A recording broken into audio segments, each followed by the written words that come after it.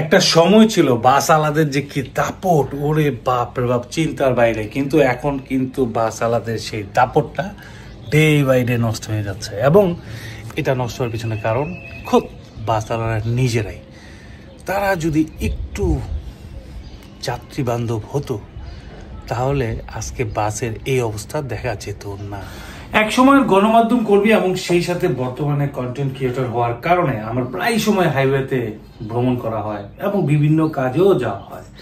এই হাইওয়েতে ভ্রমণকালীন সময় আগে আমি যে পরিমাণ বাসে যাত্রী দেখতাম এবং বাসের জন্য যে পরিমাণ মানুষের আগ্রহ দেখতাম, এখন অনেকটা নাই বললেই চলে। রিসেন্ট আমি এই যে একটা জিনিস সবচেয়ে বেশি খেয়াল করেছি যে অনেক অনেক নিম্নবিত্ত মানুষ তারা ট্রাকে যাচ্ছে। হ্যাঁ, আপনারা বলতে পারেন আগেও ট্রাকে যেত, কিন্তু এত পরিমাণ আমি ট্রাকে যাত্রী যেতে দেখিনি। এই যে পরিমাণ মানুষ আমি দেখেছি, ইভেন এক একটা মানে কাউন্টার স্পট, মানে কাউন্টার বলতে কাউন্টার বলতে যেখানে যাত্রীরা উঠে, এরকমই স্পটে বাসও দাঁড়িয়ে আছে, ট্রাকও দাঁড়িয়ে আছে, সেখানে মানুষ বাসে না গিয়ে ট্রাকে যাচ্ছে। গতকাল রাত্রে আমি আমার গ্রামের বাড়ি থেকে আসছি, বিশ্বাস করবেন না, মানুষ বাসে উঠছে না।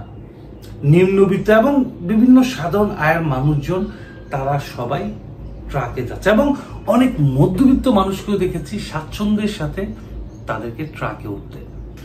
অবশ্যই আমি পণ্যবাহী কোনো ট্রাকে মানুষের চলাচলটাকে সাপোর্ট করব না, কিন্তু বাস আলাদের কারণে বাস আলাদের এই যে একটা সুন্দর সময় হওয়ার কথা ছিল, ঈদের সময় সবচেয়ে বেশি যাত্রী পাওয়ার কথা ছিল, তারা কিন্তু এই বছর সেই পরিমাণ যাত্রী পায়নি। যদিও ঈদের আগে পুলিশ থেকে ঘোষণা দেওয়া হয়েছিল যে কোনো মালবাহী ট্রাক চলবে না, কিন্তু মালবাহী ট্রাক চলেছে, কিন্তু সেগুলোর মধ্যে মানুষ চলেছে। পুলিশ যদি এই ট্রাকগুলো বন্ধ করে দিত, হয়তোবা মানুষ বাধ্য হয়ে বাসে চড়ত।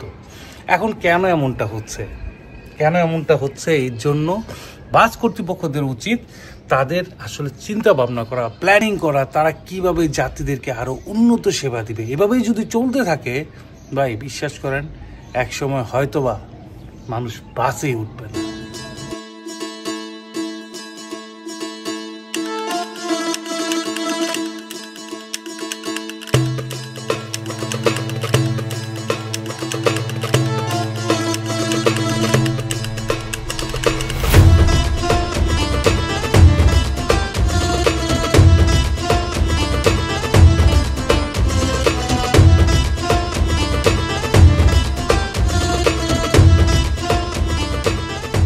অনেকের মনে প্রশ্ন জাগতে পারে যে ভাইয়ের হঠাৎ করে বাসের প্রতি এত মায়া, এত মহব্বত কেন বেড়ে গেছে যে বাস নিয়ে কথা বলতেছে। ভাই, একটা প্রকৃত বাস্তব কথা বলি, পাবলিক ট্রান্সপোর্ট এটা ভালো হওয়া জরুরি। আমার এই কথা বলার পিছনে সবচেয়ে বড় কারণ, আমি চাই বাস ভালো হোক, আমরা যেন খুব সুন্দরভাবে বাস জার্নি করতে পারি, এবং আমাদের ফ্যামিলি স্পেশালি আমরা বাসটাকে কখন মাথায় রাখি, আমরা ফ্যামিলির কথা যখন চিন্তা করি, ফ্যামিলি নিয়ে যখন দূর দূরান্ত যাবো, তখনই কিন্তু আমরা বাসের কথা চিন্তা করি। এই বাসের সেবা, বাসের কোয়ালিটি যদি ভালো না হয়, তাহলে আমরা এই বাসের উপর কিভাবে ভরসা করব? আজকে আমার কার আছে, যার কারণে আমি ফ্যামিলি নিয়ে, কার নিয়ে নানা জায়গায় ভ্রমণ করতে যাচ্ছি, কিন্তু সবার তো ফ্যামিলি নাই ভাই। শুধু নিজের কথা চিন্তা করলে তো হবে না, সবার কথাই চিন্তা করতে হবে, প্রতিটা পরিবারের কথা চিন্তা করতে হবে, প্রতিটা মানুষের কথা চিন্তা করতে হবে, তারা যেন সবাই সুন্দরভাবে সড়কে চমৎকারভাবে ভ্রমণ করতে পারে। আর এই চমৎকার ভ্রমণ সবচেয়ে বেটার দিতে পারে বাস, ট্রেন, প্লেন, লঞ্চ, গণপরিবহন, যেখানে একসাথে অনেক মানুষ চড়তে পারে।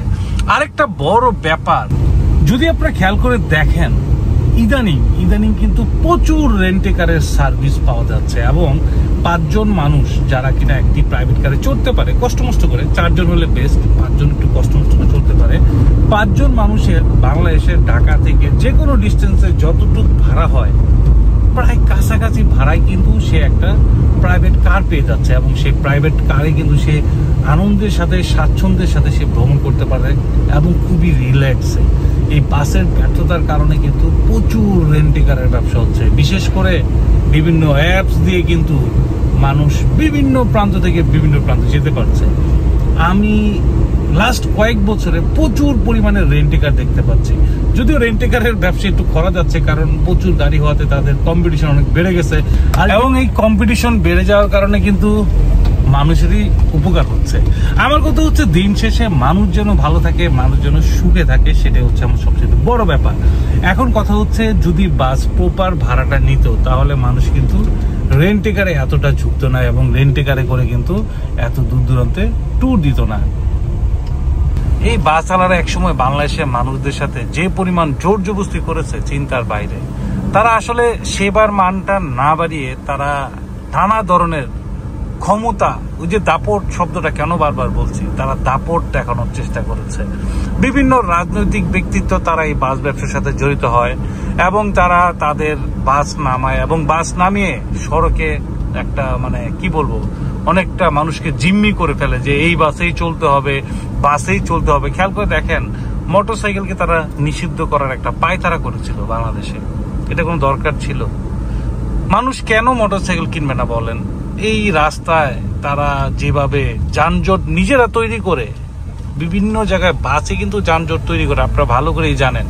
বাস আর অটোরিকশা বাংলাদেশে বর্তমানে এই দুইটা বাহনই যানজট তৈরি করার জন্যই অন্য কোনো বাহন লাগে না। কারণ আমি মোটামুটি বিভিন্ন ধরনের যানবাহন সবগুলোকেই দেখেছি রাস্তায় সড়ক আইন মোটামুটি ভাবে তারা মেনে চলে, শুধুমাত্র বাস আর অটোরিকশা তারা কাউকেই গণে না। তো এই বাস চালারা তারা মানুষকে জিম্মি করে, হ্যাঁ, মানুষদের কাছ থেকে অতিরিক্ত ভাড়া নিয়ে তারা যখন দেখলো যে কম্পিটিটর তৈরি হয়েছে, মানুষ মোটর সাইকেলে দূর দূরান্ত চলে যাচ্ছে জীবনের ঝুঁকি নিয়ে বলবো, কারণ সবাই তো ভাই সেফটি মানে না, সবাই তো সেফটি নিয়ে চলাফেরা করে না, সবাই তো ভালো মানে হেলমেট পরে না, যার কারণে আমি বলবো যে বেশিরভাগ মানুষ মোটর সাইকেলের ঝুঁকি নিয়েই তারা দূর দূরান্তে চলে যাচ্ছে। এই যে যাচ্ছে, কেন যাচ্ছে? কারণ কাঙ্ক্ষিত বাস থেকে তারা পর্যাপ্ত সেবা না পাওয়ার কারণে। তারা যদি আজকে পর্যাপ্ত সেবা পেত তাহলে হয়তো বা তারা বাইক নিয়ে ভাবতো না। গণপরিবহন মানুষকে তার পরিবহন, তার চলাচলটাকে সহজ করে, সেখানে আমাদের গণপরিবহন আমাদেরকে জিম্মি করে। আজকে দেখেন এই যে মানুষ হাজার হাজার লাখ লাখ মানুষ তারা এই যে ট্রাকে করে যাচ্ছে, কেন যাচ্ছে? দিন শেষে তার ভালো লাগে, দিন শেষে সে স্বাচ্ছন্দ্য পায়। যতই ঝুঁকিপূর্ণ হোক না কেন, তার তো একটা স্বাচ্ছন্দ্যের জায়গা আছে, তার তো একটা কমফোর্ট জোন আছে। সে তার ওই কমফোর্ট জোনটা খুঁজে নিয়েছে, খুঁজে পেয়েছে বলবো না, খুঁজে নিয়েছে। বাসওয়ালাদের মানে তারা যদি এই জোর জবরদস্তির চর্চা না করে, তারা যদি আজকে সেবার চর্চায় যেত, যে কে কত ভালো সার্ভিস দিবে সঠিক ভাড়ায়, আমি বলবো না কম ভাড়ায়, সঠিক ভাড়ায় কে কত ভালো সেবা দিতে পারে, তাহলে আজকে বাংলাদেশে বিশ্বাস করেন মানুষ কিন্তু বাসকে অনেক ভালোবাসতো। এখন হয়তো ভালোবাসে না, এখন তাদের বিশ্বাস উঠে গেছে।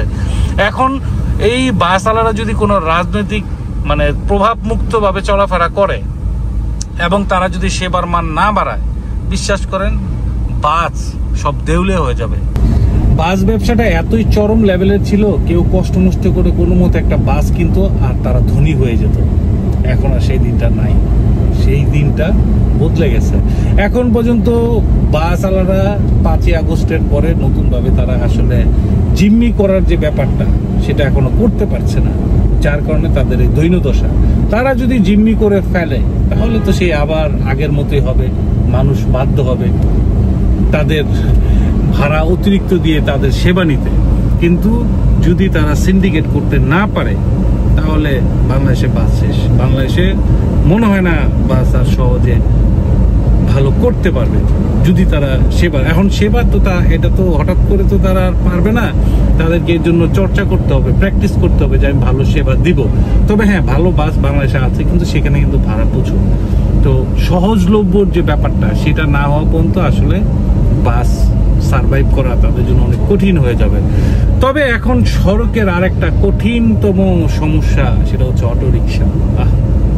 ভাই, আমি আমার গ্রামের বাড়িতে ঈদের পরের দিন রওনা দিই, ভাবছি ঈদের পরের দিন মানুষজন রাস্তাঘাটে কম বেরোবে, ফাঁকা থাকবে। হ্যাঁ, আমি হাইওয়ে একদম ফাঁকা পেয়েছি, কিন্তু বিশ্বাস করেন প্রত্যেকটা থানা, জেলা, উপশহরগুলোতে অটোরিকশা যে কি ভয়ঙ্কর লেভেলে তারা যানজট তৈরি করে রেখেছে, চিন্তার বাইরে। এবং সেই যানজট নিরসন করার মতো কেউ নাই, কারণ ঈদের সময় সবই তো ছুটি, পুলিশের সংখ্যা কম, পুলিশ সংখ্যা কম দেখেছি, হয়তো বা পুলিশের ছুটি ছিল কিনা জানি না, কিন্তু পুলিশ রাস্তায় কম দেখেছি। বিশ্বাস করবেন না, যেখানে 10 মিনিটের রাস্তা সেই জায়গাটা আমার মানে 2 ঘন্টা 3 ঘন্টা পর্যন্ত সময় লেগেছে শুধুমাত্র অটোরিকশা। একদম মানে এই ঈদটা পুরো নাজেহাল করে ফেলেছে অটোরিকশা। এই অটোরিকশাকে, ব্যাটারি রিক্সাকে, এদেরকে যদি একটা সঠিকভাবে যদি না আনা যায় তাহলে কিন্তু আমাদের সামনে খুব খারাপ একটা দিন আসতেছে, খুবই খারাপ একটা দিন আসতেছে। এটা আসলে আমার সাথে যারা সড়কে চলাচল করেন সবাই একমত হবেন, শুধুমাত্র যারা অটোরিকশায় বসে থাকে তারা একমত হবে না। তারা মনে করে যে অটোরিকশা অনেক ভালো, এবং দেখা গেছে যে অটোরিকশার ভুলগুলো তারা মেনে নেয়, রং সাইড দিয়ে চলে আসটা মেনে নেয়, এবং যাত্রীগুলোও মানে আমি অবাক হয়ে যাই, মানে জীবনের ঝুঁকি নিয়ে অটোরিকশা যাচ্ছে, সেই অটোতেই চলাচল করছে। এটাও কিন্তু বাসের ব্যর্থতা। এত অটোরিকশা হতো না যদি গণপরিবহন, এই বাস যদি পর্যাপ্ত সেবা এবং সঠিকভাবে চলাচল করত। এখন আসলে আমাদের দেশের এই যানজট নিরসনে মানেন বা না মানেন সবচেয়ে বড় ভূমিকা রাখতে পারে বাস। যত ভালো বাস হবে, যত ভালো তাদের সেবা হবে, সড়কে অন্যান্য যানবাহন, অটোরিকশা, ডোরেমন, নসিমন, এদের নৈরাজ্যটা কমে যাবে। আবার এটাও ঠিক, বিভিন্ন থানা, উপজেলায়, জেলা পর্যায়ে আঞ্চলিক কোনো বাস নেই, আগে ছিল। আমাদের গ্রামের বাড়ি নেত্রকোনা থেকে মোহনগঞ্জ পর্যন্ত একটা বাস চলতো। আমি এবার এই বাসটা খুবই কম সংখ্যক দেখেছি, নতুন বাস এই রোডে চলতে দেখছি না। আমি শুধুমাত্র এই রোডে না, কোনো লোকাল রোডে নতুন বাস নামছে না, পুরাতন বাস নামছে, তাও নষ্ট কোনো মতো চলছে। তো এইগুলো আসলে মানে খুব চিন্তার বিষয়। একজন নাগরিক হিসেবে দেশের প্রতি ভালো লাগা থেকে, ভালোবাসা থেকে আমি সবসময় চাইবো বাস যেন একটা ভালো অবস্থানে আসুক, বাসে যেন মানুষ স্বাচ্ছন্দ্যের ভ্রমণটা করুক, এবং সেই সাথে যানজটটা কমে আসুক। আর আমার গুল্লু বাবু এবার দ্বিতীয়বারের মতো গ্রামের বাড়িতে গেল। ভাই বিশ্বাস করবেন না, গতবার তো সে হাঁটতে পারতো না, এবার সে হাঁটা শিখছে। হ্যাঁ, হাঁটা শিখে সে যেভাবে দৌড়াদৌড়ি, দৌড় ঝাঁপ যা করলো, কতবার যে পড়লো, মাথায় ব্যথা পাইলো।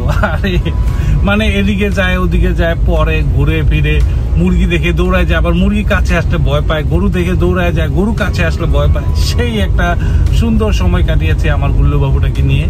আর এবার আমার গুল্লু বাবুটা প্রথমবারের মতো সে আমার বাইকে চললো। আমার বাইকে না, সে বাইকে তো এমনি মায়ের কোলে বসে তো সে তো চলছে, কিন্তু এবার সামনে বসে, মানে আমার ছোট ভাই একটা বাইক নিয়ে আসছে, হিরো স্প্লেন্ডার, সেই বাইকের সামনে বসে মানে খুব খুশি।